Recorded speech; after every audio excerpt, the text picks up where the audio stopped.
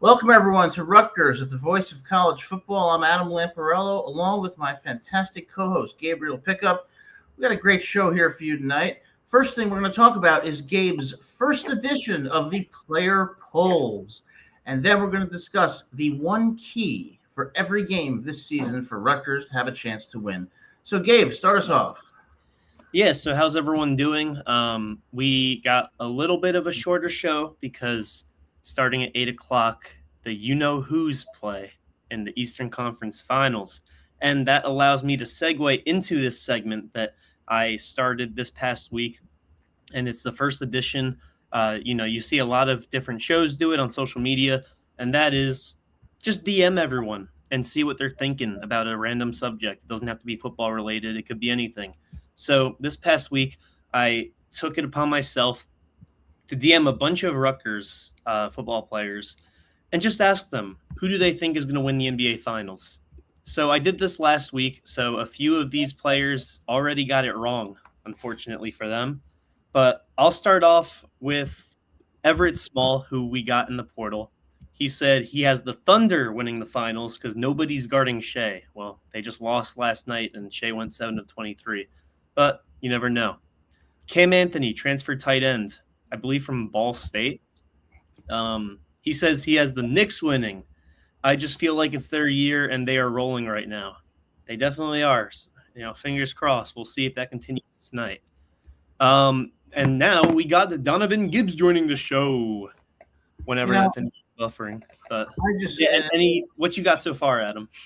I appreciate these players' responses, but I don't even think that the Knicks should be forced to play this ridiculous series. The Cavs have zero chance. Dude, please don't underestimate the Cavs. The Knicks will win in 4, maybe 5. They may even win in 3 because the Cavs won't want to play game 4.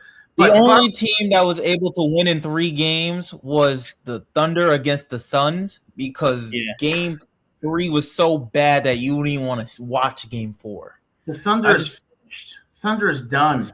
The Knicks will I'm going through player responses right now for who's going to win the NBA Finals.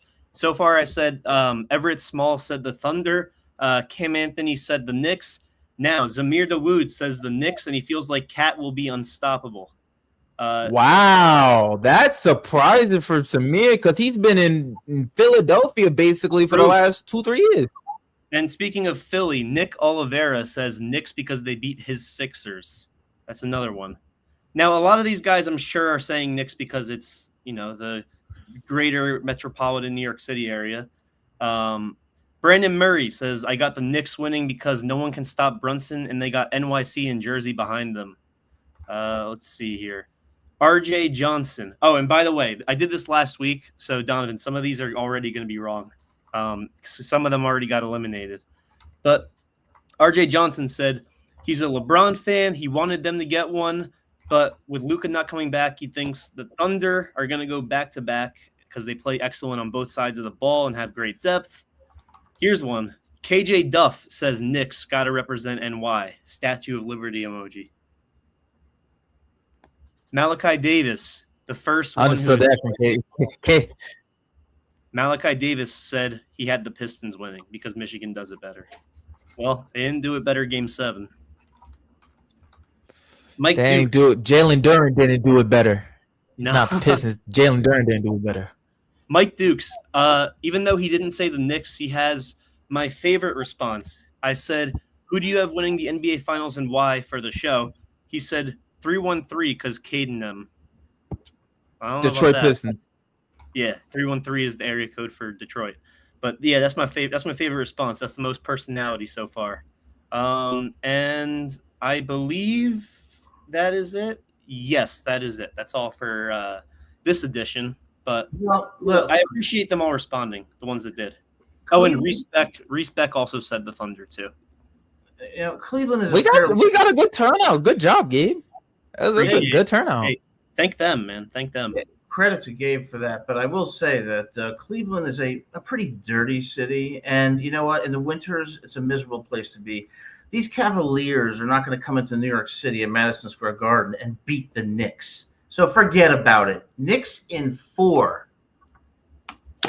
I say Knicks in 5 because I'm a Knicks fan, the Cavaliers are way better at home than they are on the road. I don't think they're going to take either game today and on Thursday in Madison Square Garden.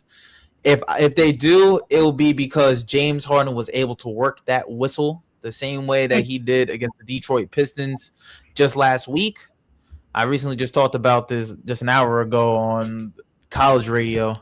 I think that the winner of the NBA Finals, I'm not going to say which team, I just know that they played last night. I don't know if you were able to watch it, Adam, because you were at a celebrity tournament. Yeah, Adam's Hollywood now. He's too big for us. I'm not too big for anything, but I will say that the problem with citizens from Ohio is that they're too laid back. Cleveland will be a quiet arena. You say that like the Cavs fans aren't mostly Ohio State fans too, and we know how they are. Well, no, the difference is that everybody in Ohio is Ohio State fan. And they're all Cavs fans too. Look, if I was the Cavs, I would cut my losses now and say it's been a good season. It's going to be a sweep. And Gabe, I'm surprised. I thought you were a Knicks fan. Constantly doubting the Knicks. Why do you hate that? They're not going to cut their losses because they traded for a 37-year-old. All right. Cavs go down big time. They're going to get embarrassed tonight. I think the humbling is bound to happen. There was a lot of players on the Cavs that played extremely better than what they are, and I think they're going to regress to the mean. Hey, Jared Allen, I don't want to see a Game 7 out of. That much is clear. And we want to see the Knicks. He never played like this in Brooklyn, and this is coming from a Brooklyn Nets fan. He leveled up in Cleveland, though. He became an all-star. We also want the Knicks to win for Gabe because Gabe endured a heartbreaker last year, and he's a good dude. So, you know what? Heartbreaker every year. Although I do enjoy, look, 2 years ago I had fun even though we lost. Last year, until the Pacers series, I had fun. Beating the Celtics was probably the best series win I've experienced as a Knicks fan because the last time we made it that far before then, I was 1 year old, and I didn't care about basketball at 1 year old. Yeah, sure. I saw how Knicks fans were reacting to the Eastern Conference Finals. I had the opportunity to go out to one of the watch parties in Central Park last year. I was there for ECF Game 2. Mm-hmm. If you remember that game, that's the game where Pascal Siakam went off for like 40 points. I think we won that game, though. No. Oh, no, we won Game 3. That's what it was. They were down 0-2 going into Indiana.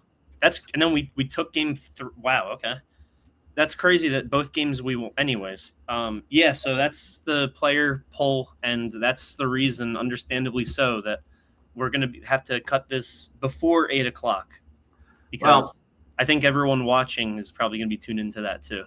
Yeah, we're not going to do that. We're going to cut this at 8:02 so that you can experience 120 seconds of anxiety. And Donovan, you're selling yourself short because you talk about basketball. What you don't talk about is your famous interview with Trevor Bauer, in which you asked him a question that has resonated throughout the tri-state area for weeks.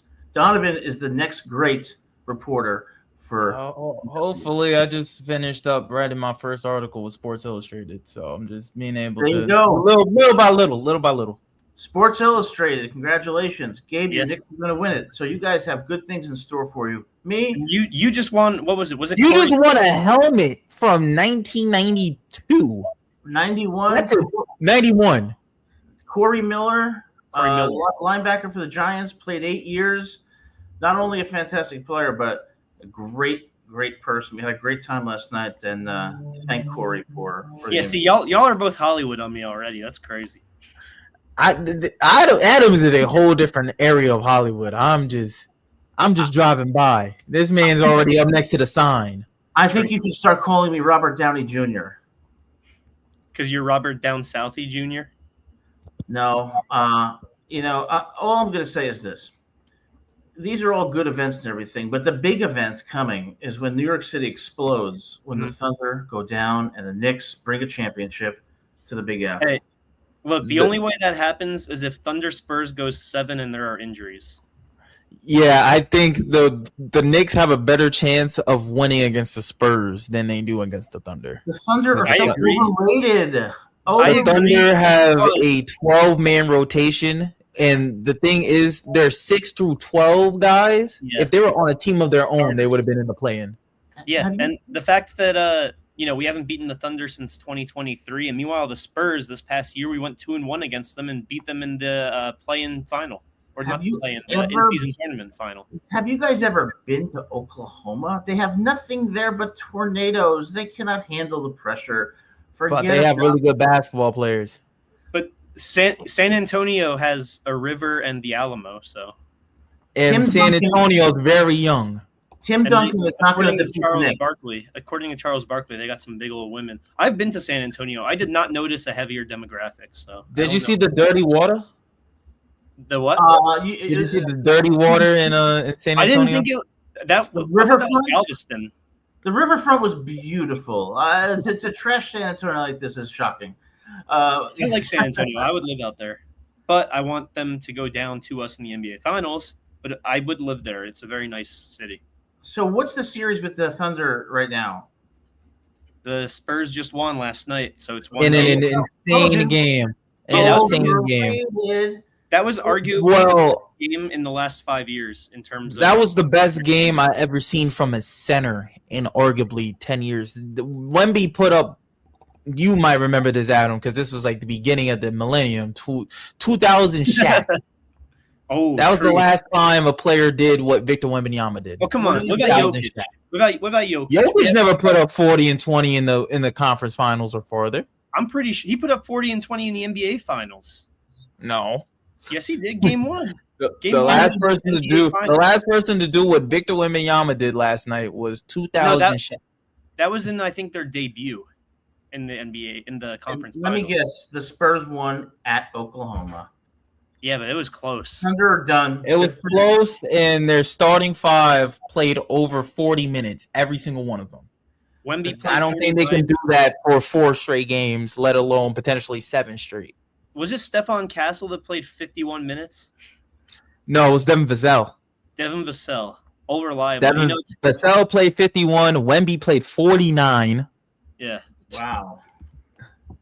The thing is that the team young, so you can let them use those minutes, but sooner or later your body starts to break down if you're playing every other day, 40 plus a night. But the thing is, the Spurs need to preserve Wemby. You don't really get a 7'5" superstar that does everything, so you got to preserve him. Yeah. No, they need to. They've been doing that all season. They need to go back to farming, milk some cows, breed some horses. It's over for them. This is the Knicks' year. And Gabe, if the Knicks win, I am going to get you a front row ticket to the parade. I'm all right, man. I thought you were gonna say this is the NBA Finals, and I was gonna be like, oh, shoot, that's like $100,000. If it goes to a Game 5 in the finals, I'll get you a ticket. No way, no freaking way, man. I don't believe you. Because that would be in Oklahoma City. Maybe to the Oklahoma Game 3, Game 4, you might get you a ticket. My only concern is if I get him a ticket, it's in the garden. I promise you, run out of gas. He's gonna run out of gas on the way there. I'm taking the train there. He doesn't need to. The trains are back up. The strike's over. Yeah. Yeah, the LIRR strike is over. Don't go on a train. Someone might put you on the tracks. You take your car, just fill it up. I've been taking the train my whole life to this. I promise he will. The thing is, if he drives over there, because Gabe, you stay in the tri-state area, so New Jersey or Philadelphia. I know you frequent between the two. Yep. You're going if you try to drive to Manhattan, let alone Penn Station, where MSG is. No, you're not going to get there until midway through the 4th. Yeah, you won't get there it'll take 2.5, 3 hours. You better all take a New Jersey Transit or the Amtrak and just wait the hour 30 and walk. Yeah, it's right across the street. Take it to Penn and walk. Honestly, take it to Penn because Penn is literally underneath MSG. Yeah, and just take the elevator up. Yeah. You know, Penn Station is a very, very depressing place to be. There's tons of people, nothing happening except long lines, overpriced tickets, and trains going to nowhere. Things ain't gonna get overpriced until June, and that's when the World Cup starts. That's when nobody taking the train. I got stranded at Penn Station because I went back to New York and then tried to catch a train back to Ryder when I was a freshman, and I missed the 1:40 time. So I got some Dunkin' Donut, and I just sat at Penn Station with the homeless for 3 hours watching YouTube overnight. It sucked. You missed the 1 a.m.? Oh, yeah. So the next train wasn't until 4. I know what that means. I know. 5, I understand. I got back at Ryder. Did you get Boston cream donuts? No, I got strawberry frosted. I'm surprised the Dunkin' Donuts was open in there. Typically, a lot of from my recent times being in Penn Station, if you get in there around like 1 a.m., a lot of stuff is closed. Yeah. That was like 7 years ago. So I assume, with like the budget deficit, they probably had to cut costs. You guys would like Waffle House down here. I've been there. I love it. Yeah. I've never been Adam, the last time I was in South Carolina, the first thing I did was I already know where you were because you most likely were at Myrtle Beach International Airport. I drove actually because I was in Columbia. Oh, you drove? Okay. From Georgia. If you were at the airport, literally once you leave the airport, you take a left and just drive a mile up. There's a Waffle House. Really? Yes. Waffle House is so good. I love sitting there just watching them eat that, make that delicious meal. And as far as Dunkin' Donuts goes, the strawberry frosting is good, but the Boston cream, you love it when you eat it, and you feel horrible afterwards. My dad loves Boston cream. I'm not a big Boston cream fan. But chicken and waffles is one of my favorite dishes ever to get when I go out. So I would probably love Waffle House, but I've never been to one. Waffle House doesn't. I don't think they do chicken and waffles, but I know they don't do chicken and waffles. At least because typically a lot of the thing is they got like a Grand Slam meal where it's like a waffle, hash brown, sausage, or bacon, and you're getting that for like $10. Jeez, the best meal of your life. That's a good deal. Don't get me wrong, but damn, man, chicken and waffles is like one of my favorites. If you want chicken and waffles, I will tell you there's a place in Brooklyn that I frequent a lot. A lot during my time. Going out to LIU Brooklyn, calling games, working with them, going to school out there. It's called Sweet Chicks. It's right past the Barclay Center, a couple of blocks down. Open until like 1 a.m. Good music, chicken and waffles. That's a vibe. I could spend a Saturday night there. That's hilarious. Texas name for a restaurant. Because up here, there's a Korean place up here called Mama's Diner that has good chicken and waffles. How is a Korean place named Mama's Diner? How's a Korean place? You asked the wrong question, Adam. A Korean place selling chicken and waffles it's a Korean place named like it's a diner and it does soul food. That's like a Chinese restaurant. That's like a Chinese restaurant being named Molly's. I mean, give me a break. Come on. The microaggression. Very much a mystery box of a restaurant. Or an Italian restaurant being named O'Reilly's. I mean, give me a break. There you go. Microaggression. Mr. Microaggressor over here. Have a sense of humor, ladies. All right, so we're supposed to be talking about Rutgers football. We digressed a bit. So 1 second, just changing the lights. This year, very tough schedule. So what we wanted to talk about was the one key in each game to give Rutgers a shot at victory, and we're going to go straight down the line each game. So we start with a school that used to have a great basketball program, no longer has a football program, so I'm not sure why they're on the schedule, but the University of Massachusetts the Minutemen. What is the one key to victory? I will start. The one key to victory against the Minutemen is show up. Hey, are you kidding me? I literally wrote that down, you bastard. You say show up. I think the key to victory is don't play with your food. This team is coming off of an 0-12 season. They already know the scrutiny that they've experienced. I know every single player that either got recruited there, transferred there. I know they're going into next year saying, we just got to get one and we're happy. And they're going to be very desperate. Don't let them stay around and let that desperation grow. Because if it grows, they're going to get momentum. And that's exactly what Shiano's message is going to be, too. So, you know, you belong on a coaching staff for that. But it is totally unfair for the I like that. Another key I will add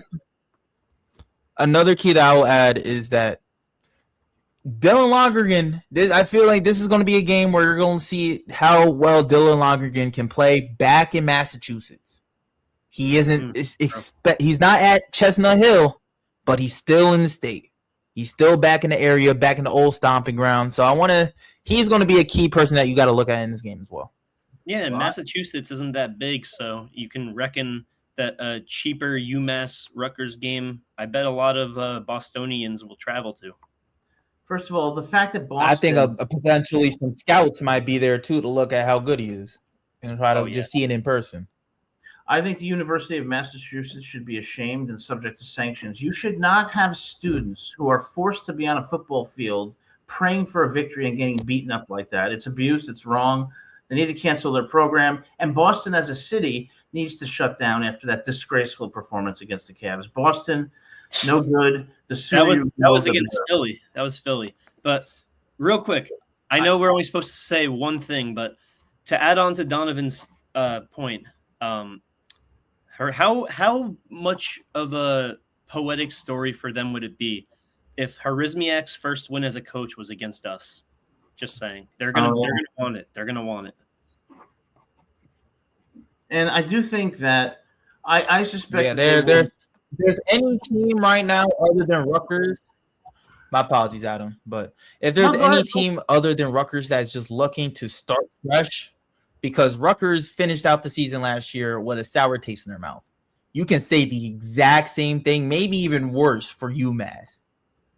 It's hard to not win a game of football. It's very hard, especially if you have 12 cracks at it.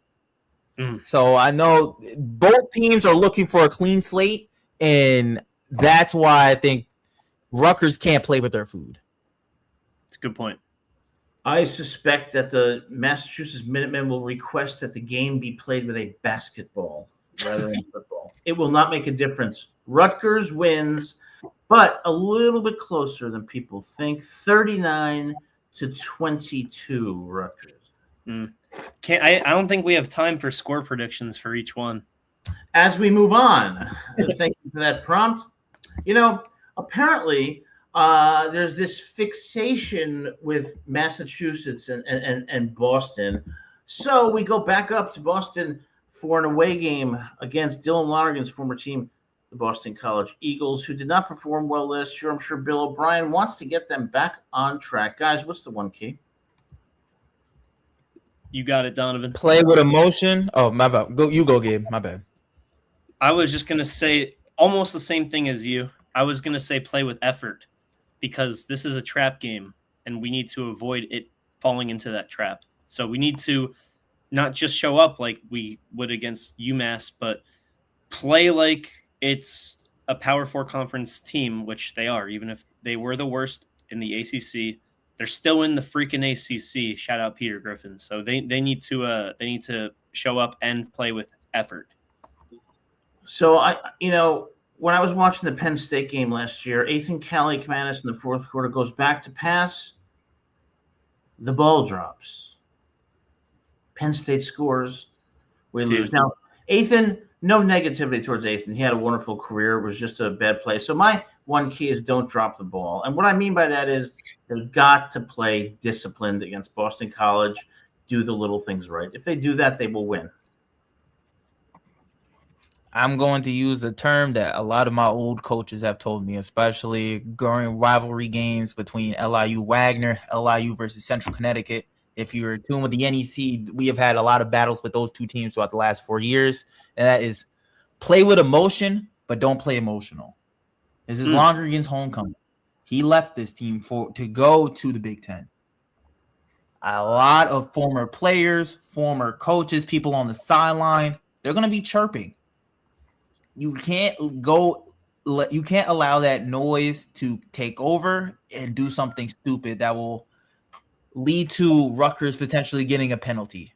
No unsportsmanlike conducts, no late hits. If you end up on their side of the sidelines getting pushed out of bounds, get up out of there. You ever have a unsportsmanlike, Donovan? Luckily, I haven't. As an offensive lineman, typically when things go awry and when they start seeing us, we move as a unit. That a lot of the players that like to talk a lot of trash are typically secondary players, DBs, safeties. So once they start getting in one of our star players' face and then they see us, they start walking back. But you know who likes to talk to the quarterback, right? The guys in front of you. Mm-hmm. And I know that potentially there's a lot of them that were former teammates of Lonergan that got to practice against him every day. So it's going to come down to the offensive line to keep Lonergan safe and not just safe from regular pressures and hits. I'm talking about late hits, potentially cheap shots. I would hope not. It depends. It can either go one of two ways. Either that way they feel that he wronged them, or they feel like he's still family and they make sure not to mess with that. You need to toughen these quarterbacks up. So if I was the coach, what I would do is I would put Lonergan and AJ Serace next to each other on the 10-yard line. Then I would put all the defensive starters on the 20-yard line, and each one would take a turn running as fast as they could right into them. Then they'll be battle tested, and then they'll be ready. I thought you were going to say you were going to make them kiss or something. No. I thought you were going to have them race. Yeah, the defense has a 10-yard head start. I'm tired of this no spring game. You can't hit the quarterback. Hit him as hard as you can. Whoever can stand up at the end is the starter. So yeah, maybe Geno Smith would disagree with getting hit as hard as they can. But I don't know if the NCAA would allow this type of mentality nowadays, Adam.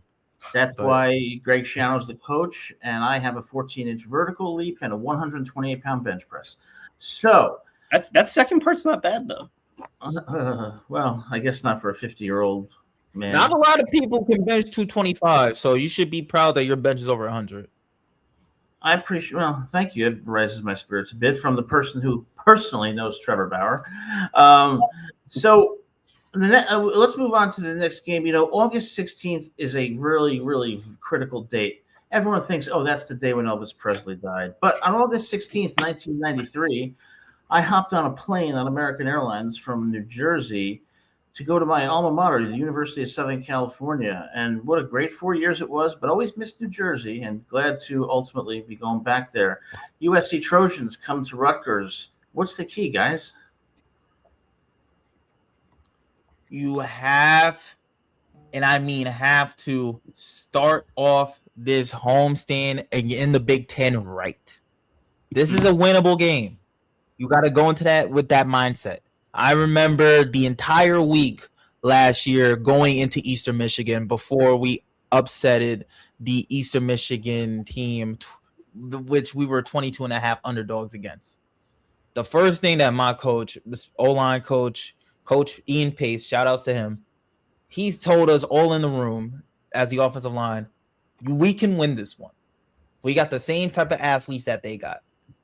Schiano has to instill that going into that week. And if it is properly instilled, this is a game where, especially when you're the home team, you can take this one and send a message to the rest of the Big Ten. Yeah, it's the first game of the year that we will be the underdogs in. And this is going to be also the first analysis where I will talk about the football being played and not the mindset. I'm going to say that we need to prepare for Jaden Mayava, like he's Lamar Jackson or something. We need to focus basically exclusively on him defensively. I mean, obviously you line guys up against receivers. If the running back gets the ball, you go for the tackle. But when it comes to Mayava, I'm saying you got to keep a spy on him. You need to maybe even have a two-man rush and have the DNs do like a half commit, going to the quarterback and maybe play a little bit of zone. I'm get creative. I mean, this guy is their offense next year. You say Mayava, I think it's going to be King Miller, the running back. Because going into this year, King Miller, he was ranked higher than Antoine Raymond in terms of running backs that are still around in the Big Ten. And he's going to be a huge vocal point on this offense because, yes, Mayava is a good quarterback, but a lot of his weapons are gone. There's no Makai Lemon. There's no Jacoby Lane. I think the key to the game is they absolutely 100% have to get pressure on the quarterback consistently. Otherwise, the skill players are going to get open, and they run very fast. They run so fast, you may see some of their receivers actually running into Bergen County. They're that fast with the football. If they don't get pressure on Mayava, this game is going to be a 40-17 USC. Yeah. Now, I don't know about you guys, but certain animals scare me. Bisons scare me because they're big and they're mean looking. Howard University, very good school, very good academic school, and some really good sports programs. They're going to come into Shea Stadium looking to pull a big upset. Can they do it? What's the key? Don't play with your food with Howard. Because the thing is with HBCU football, I know a lot of the schools are underfunded. Howard isn't one of those schools. They've been one of the better schools in the MEAC throughout the last couple of years. They've had some visits to the Celebration Bowl, which is the national championship of HBCU football. I don't think they're going to be able to pull this off, but don't give them the idea that they can. Yeah, they're definitely, I would say they have the most donors, and they're consistently one of the best HBCU athletic programs, and football specifically. Although last year they had their share of pretty bad losses, they still played well. They played, I would say, up to expectations against some of the better teams. But when it comes to this year, I agree with Donovan, and it's tough to separate a game plan for them versus a game plan for UMass, especially because Howard is not FBS. But I would say try to win the game as early as you can. Yes, and don't show too many of your packages. Try to win as much as you can in your base formations, offensively and defensively. Yeah, try to avoid injury too. Yeah, Gabe, I had a similar one. You got to really break them down in the first quarter, get ahead, don't give them any hope. Mm-hmm. Not like Miami of Ohio last year. Yeah, that 4th and 7. Was it 4th and 7? No, that was against. No, we were up. I believe it was 17-13 or something like that, and they had a chance to take the lead in the third quarter, and then we finally realized we need to wake up. Yeah, well, I think they're going to beat Howard probably along the lines of 36-17, but you don't want to give Howard some hope because they could surprise you. The other night I watched a beautiful movie. It was called Hoosiers. So inspirational. In fact, I think Kurt Signetti should be considered for the sequel. I lived in Fort Wayne for 4 years, and I love those cornfields, the sunsets, the hope. However, hope does not always spring eternal. Indiana, the defending national champions, come into SHI Stadium. Guys, what's the key to victory? This KJ Duff. This is going to be one of those games earlier in the season where a lot of people, especially NFL scouts, are going to look at KJ Duff and say, is this man first round material? Mm-hmm. This is one of those games where he's going to have the best corner, one of the best corners in the Big Ten lined up in front of him, either in press or giving him a little bit of space to work. KJ Duff, are you a first round prospect? That's my key. If he can show that, most likely, like you said, Adam, an upset can occur. I don't know if an upset may occur, but if KJ Duff is able to establish that he is a really good receiver against the best of the best in terms of the Big Ten, Rutgers has a chance in that. Yeah, I would say KJ Duff is such an interesting football player because he was, in my opinion, our best player last year. And he, in my opinion, is our best player going into this year. And he also somehow still has a lot to prove. He needs to prove that he can have legacy games against the top of the Big Ten He needs to prove that for an entire season he can be wide receiver 1. He needs to prove he can handle double teams. He needs to prove that he can get open a lot more. And lastly, he needs to prove that all season long he can be relied on when things aren't going well. And against Indiana, although they are known for their offense, they have a really good defense too, and they will stop us several times. And in those moments, we need KJ Duff to be our leader. And I don't think that Lonergan or AJ Sarace would ever stop throwing to him. So I agree that he is the X factor. But yeah, I mean, this is the other. I think KJ Duff was recently spotted at a jewelry store and a car dealership. KJ is going to be a fantastic receiver, probably a first-round pick. The key to this game and an upset is turnovers. They have to throw Indiana off their game. They've got to get at least 3 turnovers to pull the upset, and I'm going to say this game is going to be closer than the experts think. Oof, hopefully. 4 hours away from where I grew up. I know Indiana has had a lot of transfers. Yeah.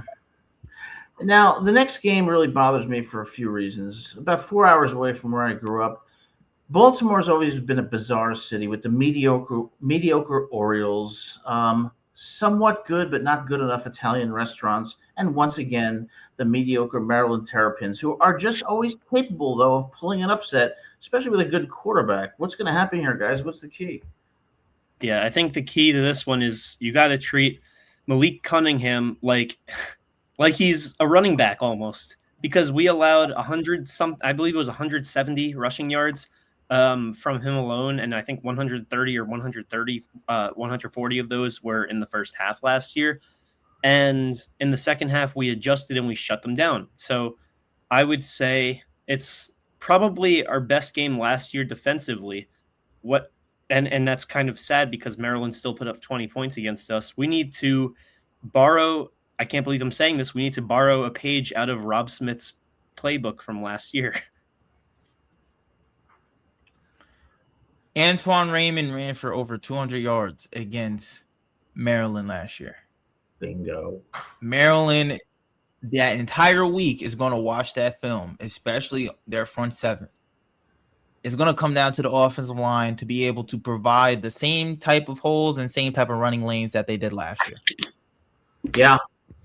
The key to this game is run the ball. Win that time of possession, run the ball down their throat, set up the pass. I think that Maryland is going to be competitive in this game, and I think Rutgers wins in overtime, 34-31. Now, you know what? I'll tell you something. Back in the early 2000s, the thing that really upset me most about Chicago is that not only was it freezing cold, but they decided to put a lake there too. So in addition to being sub-zero temperatures, it's horrendously windy. Whoever thought of that, I don't know. But there's a good academic school in around Chicago called Northwestern. Northwestern takes on Rutgers. What happens, guys? What's the key here? I think Preston Stones isn't on this team anymore. I was going to talk about our new coordinator, Jim Turner, and dig him for info, man. He was on that program for a long time through the highs and lows, and he witnessed sort of whatever formation they could bring because he was there for pre-NIL, post-NIL for a year, and actually, I don't know if he was there post-NIL. My apologies if I got that wrong. But he was there for a long time, and a lot of the staff remains the same. He will be key in sort of figuring out what their defense is going to look like and how we can get past their offensive line, too, since he is our offensive line coach. Rutgers has to avoid giving up. My key. Go ahead. My key is make Aiden Childs play like he's back at Michigan State. It's a good line. Put pressure on him. Good things will happen. Yeah. And, guys, one thing as I turn to this next game, I've always wanted to see like $12 million in cash in one spot to see how much money that actually is. I won't be able to do that, but I will be able to see the quarterback who was paid $12 million to quarterback the Michigan Wolverines, Mr. Bryce Underwood, comes to Piscataway with Heisman Trophy and national championship aspirations on his mind. Do we have a chance against Michigan? And if so, Yes. what's the key?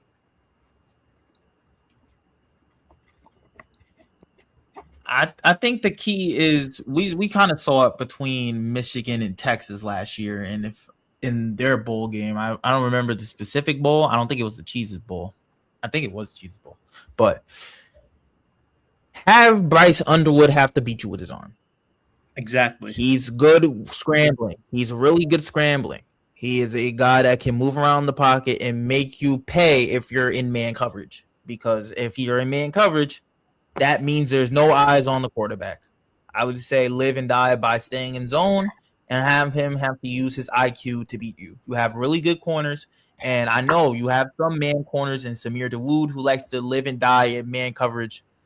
You're gonna have to navigate with zone, and you're gonna have to beat Michigan with 4. You're not gonna be able to use blitzes because you're gonna have receivers open in certain areas and have your secondary in which you don't really have a lot of trust that they can make tackles yet.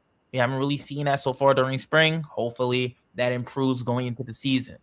But at this moment in time, have Bryce Underwood beat you with his arm and send 4. Yeah, and how do you force Bryce Underwood to beat you with his arm? You stop the run, and it's not just Bryce Underwood running. It is their running backs. Although they lose Justice Haynes, they get a new running back superstar, it seems like every year.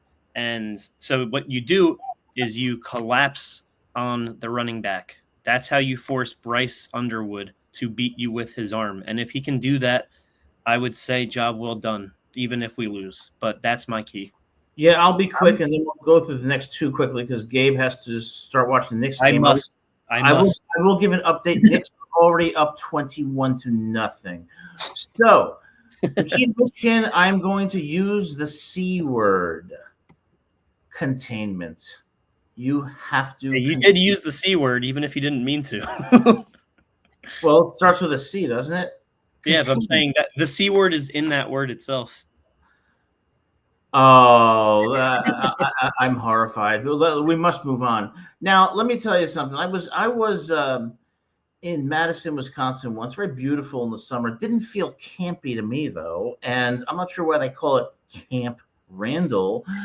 But Rutgers goes to a dangerous game up there in Madison. What's the key to escape with a victory? Yeah, Donovan, I'll let you get this one. I'm still pondering it. When it comes to this game, just straight up, don't let the logo on the helmet scare you. Don't let the area scare you. Adam, you've been the number one preacher of this, of how hard it is to play at Camp Randall. We just witnessed a guy in Malik Washington to play his first away game as a freshman and throw for over 200 yards and run for nearly 100 yards against Wisconsin. They aren't the same team, most likely, because they recruit just as much as Rutgers recruits. But don't let the logo on the helmet lead you to your demise. Be able to say that you're the better team and play like that. I think I called him Malik Cunningham. Shout out Malik Cunningham. He's I think a wide receiver, played for a few years in the NFL. I think on your Ravens, actually, right, Donovan? Mm-hmm. Yeah, shout out Malik Cunningham. That is not the quarterback at Maryland. Malik Washington, my apologies.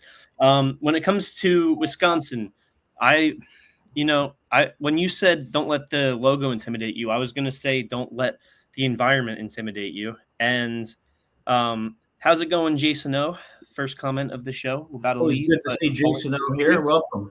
Indeed. I was going to say don't let the environment, don't let the stands scare you. Now, Camp Randall is a tough away team, but I don't think they're the toughest away team or away presence for us. But yeah, their fans are always going to show up. I mean, Wisconsin rallies around the University of Wisconsin because when it comes to basketball, it's between them and Marquette. When it comes to football, it's exclusively the Badgers. So they will all be there. That is going to be a tough environment, but we have played in tougher environments. And I think the key is we have to really treat that game like it's the most important on the schedule. Well, I can see it being a trap game on the road. That's the game where if there's any trap game, it's that, and you just got to be able to recognize that you're the better team. the key to this game is the offensive line. Wisconsin's probably going to bring a solid defense in front seven. Got to give Lonergan or Cerise time to exploit that secondary. If they do that, they escape with a win 27-21. If they don't, they lose 20-17. And I think that your cat should attack some of those honey badgers while we're at it. I love animals, and my cats are adopted because they deserve a home, food, and lots of love. And everybody should treat animals that way. Yeah. So, one of my favorite horror movies is Children of the Corn. It took place in Gatlin, Nebraska, a very strange place, but it's also home to the Cornhuskers and, of course, famously Tom Osborne, those great teams in the 80s and 90s. Nebraska escapes from the cornfields into the, cosmopolitan New Jersey, New York area. Can we beat Nebraska? And if so, yes. So yes. I'm going to say the key is for this one, and this is kind of like a unique angle I got, but for this one, I think as of right now, we don't know much about where their offense is going to come from. And I've looked at this defensively, mostly because defense is our biggest struggle over the past year and a half. So most of these games I'm looking at defensively. But for this one, the biggest key isn't what we do on the field. It's what we look at off the field as a team, looking through film. It's about the homework. It's about the research. That's the most important aspect of this game. I think this game's going to come down to if Rutgers is able to stop the run. I think this is going to be a game where Rondo Porter is going to be able to show his stuff, a game where Malik Davis is able to show his stuff, and how well Ty Morris can play against this running attack from Nebraska. Nebraska likes to run the ball. They're going to have to get stops, and if they want to win this game. Yeah, I think the key to this game is going to be Ben Black. We need someone other than KJ Duff to have a breakout game. That's going to be the game he breaks out. Rutgers is going to throw the ball for over 300 yards in a close 28-24 victory over the Cornhuskers. They will go back to Gatlin, Nebraska, and hopefully be treated better than the residents were 30 years ago. You should write a story about that after it's said and done. Absolutely. Well, Gabe, we did a pretty good job, right? Got to 806. Yeah, appreciate y'all, for real. Update now. Knicks 51, Pacers 2. Cavaliers 2. So, yeah, good discussion, guys. Thanks, as always, for a great show. We're going to be back here, just to clarify for everyone, every Monday at 7 p.m. Few scheduling conflicts caused us to have to change the day, but going forward, Monday at 7 p.m. Any final thoughts, folks? I'm going to say it's going to be the summer. Sorry, I think we said our final thoughts at the same time. You go first, Gabe. My bad. My final thought is this is going to be a very interesting season where, honestly, it might be the most unpredictable season that we've witnessed, possibly in recent Rutgers history. So I'm intrigued, but I'm skeptical. I'm excited to see what the summer brings for Rutgers. This summer workouts is right around the corner. A lot of people start up in June. Some schools start in July. But I'm excited to see what the summer brings too. I'm going to Cape Cod, and I'm going to lay on the beach by the Nantucket Sound, look at the sky, and say, please don't make me ever move again. So, good stuff. Oh, update. Patrick Ewing has suffered an injury. So, Gabe, we are all rooting for the Knicks because, you're a good dude. We want your team to win. So go Knicks, and look forward to seeing y'all next Monday at 7 p.m. Let's go Knicks. But also go Scarlet Knights. Go Scarlet. Go Star Knights. Take care. Play that jazz music.